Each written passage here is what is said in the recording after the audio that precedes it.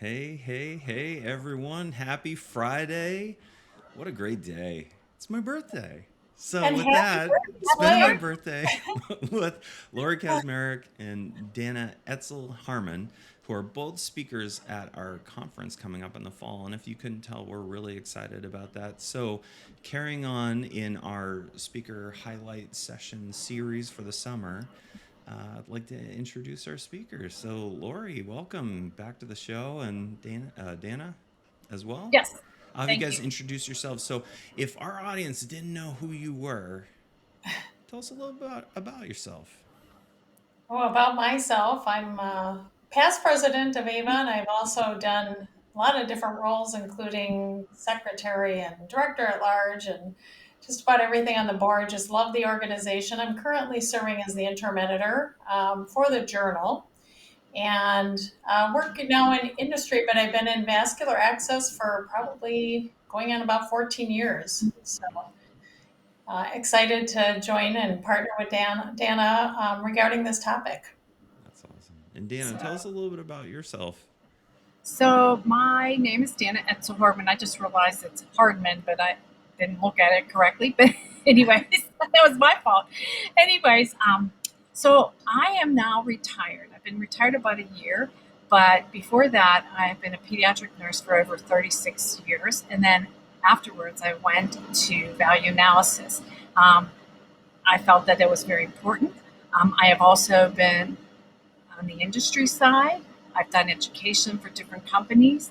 And now I'm just enjoying being like a per diem and doing things like this. And I've been going to AVA conferences probably for about 20 years or more.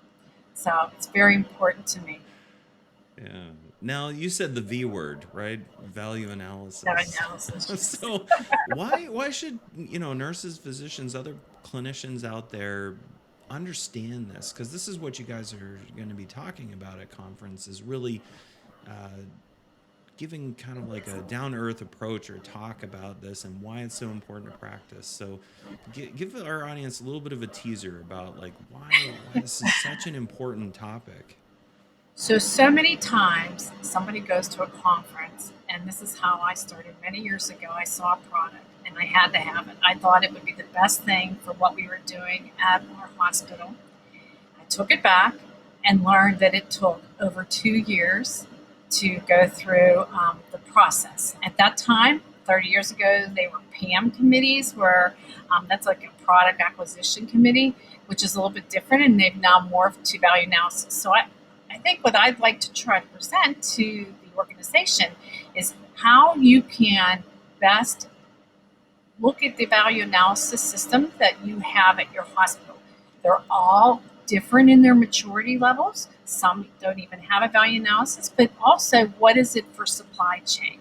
So everybody has supply chain, and we've learned to live with that with this pandemic, and we hear that word all the time. So what I'd like to try to do is break it down for a couple different things. One, understanding what supply chain is. Two, understanding how value analysis looks at just cost and value and not just the money side of it, but also what are you going to give for your patients. And then lastly, look at maybe some tips and tricks that would help you if you find that product that you would like to take to your committee. Yeah, I mean, we talk a lot about patient outcomes, and that's a big component and value for products too. But we were talking off camera before we started this, and our experience at conference, and it was kind of like the candy store, right, Lori? So tell us a Yeah. little bit about the candy store. Well, yeah, that was my analogy too. I was a director of a team here in Southeast Wisconsin, and I kind of cringed the first day after we were back from conference because everybody that went would come like Halloween candy and just pour it out on the table and, identify all the things they wanted to use and to bring into the organization. And it's a challenge, and navigating that value piece is one component of it, but then even if you when you get past that, it's understanding what data you need to collect and present and take back. It's not just one and done, and that's where I like to complement in the presentation is talking about all of these new tools that are out there. They're really simple and easy ways to organize our data and make it easier for people to do, because it's an overwhelming thought to collect data for many of us. We don't have time, we don't have the resources, but I like to encourage people to do that. And now you work in the industry side of things. So how do vendors or salespeople help in that process? Well, Yeah. from I was going to say from our Or side, Dana? just being part of that, just even starting the application, if the paperwork or whatever, however that hospital system makes you complete prior to taking it to a committee. There are so many questions. I mean, sometimes up to 50 questions that that person that's asking for that product may have to answer. So if they can be available, also knowing their products, knowing some of the better vendors that I have worked with actually have a value analysis summary sheet that may answer some of those questions that may have to come to the committee. So work also afterwards, which Lori can speak to this, is being able to provide training and education. That becomes also part of that whole process. How is that company, that vendor going to help you implement it into a hospital, even during a trial or even afterwards? Once, so sometimes if you're in an IDN, you may only do it at a couple hospitals, but how do you take it then system wide? Because these products need to go system wide. It's just not a hospital. I Right. agree. It's a big issue, and we've talked about supply chain too in this, and that's another big component of that. How is a supply chain? Why is it so complicated? And So there are a lot of steps, and people think I always get, I have to have it. I needed it yesterday. Why do you need to do this? So a lot of it is complexity, manufacturing. So just not, if you think about something that's changed just in a product, they have to get the manufacturing. Where is it manufactured? We in value analysis and in supply chain actually ask sometimes those questions. Where is that product being manufactured? Has there ever been back orders associated with it? Is there in a country that may not be as friendly to us? Those are kinds of questions that people really don't think.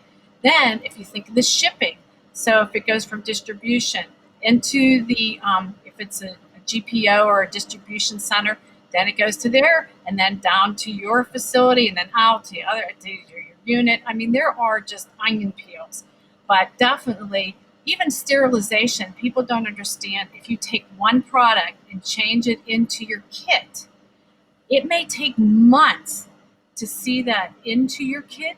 Then how do you balance the education that you before you get to see those kits? So if I'm teaching something and the kit changes and it's been 3-4 months before it comes out to practice, that poor nursing staff doesn't remember, and half the staff might have changed by then too. So those are the kinds of things that we're gonna give some little information, at least so people have a better understanding of why it takes so long. so supply chain value analysis super important. Not as scary as you think it is it? Can be. It's complicated, but maybe not scary. Can be So complicated, and I think that's where we'd like to really share with the audience is making it less complicated, and at least having an understanding of what's going on in the background, because like we said, it's easy to find that new product or the process that you want to bring in.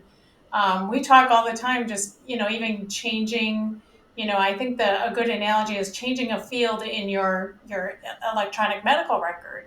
We think it's pretty easy to do, but then you realize the impact across the whole organization and all the hospitals and all the people that interact with that system.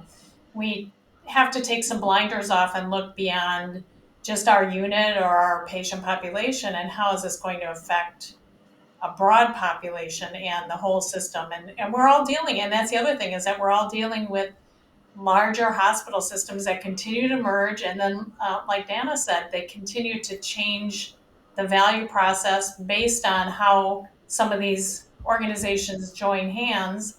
That will also change that value process, because each of them is bringing a different value analysis approach, and they have to marry that together. So it can be hard, but taking some of the mystery out of it, and um, making it less challenging. I guess that's what we'd really like to bring.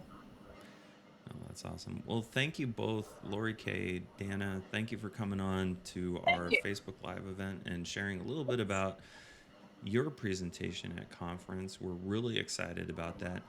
We do know the July 28th is the end of the discounted rate to register for conference. So if you're on the fence, keep thinking, and then go to our Yeah, website. Put the link down in the description for this video. Check out the list of speakers and their content that they're going to be talking about. This is going to be, I would say star-studded event, but you're going to get a lot of great information. And this is some of the topics being presented are new and exciting, and it's going to be just an awesome experience for everyone that shows up. There is a virtual option if you can't make it to conference in person.